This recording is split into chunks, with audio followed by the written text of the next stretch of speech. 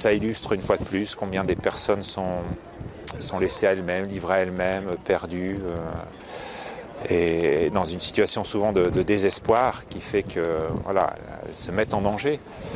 Voilà, et donc c'est important d'abord de prendre le temps du recueillement, de dire combien ça nous affecte. Bon, cet événement, mais c'est tellement répétitif depuis des années, tous ceux qui meurent sur les routes.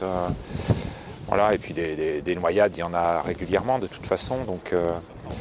de prendre le temps de marquer le coup, de se recueillir, de demander pardon à Dieu pour notre humanité qui ne sait pas être solidaire. À la suite du naufrage de ces 27 personnes dans la mer du Nord, dans la Manche, c'est mardi soir, dans la nuit de mardi à mercredi, il nous a semblé que les chrétiens qui sont, et les hommes de bonne volonté qui sont attentifs à toutes ces personnes migrantes,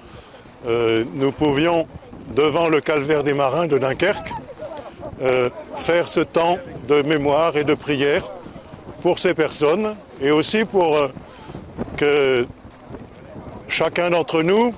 hommes et femmes, et aussi les autorités publiques, sachent prendre chacun leurs responsabilités pour vivre ce que le Saint-Père nous invite à vivre, c'est-à-dire devant les personnes migrantes qui sont obligées de partir de chez elles, être capables d'accueillir, de protéger leur vie,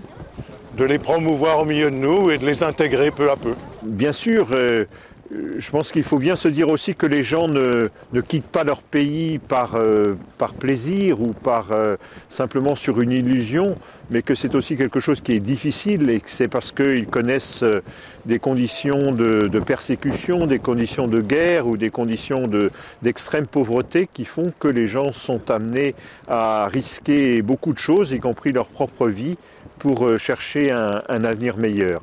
Donc nous avons à la fois à travailler avec les pays d'origine pour que les conditions de vie soient meilleures là-bas. Et puis nous avons à travailler aussi pour que la solidarité s'exprime davantage entre les pays européens. On sait que c'est un défi, que les opinions publiques sont très partagées, que c'est souvent difficile,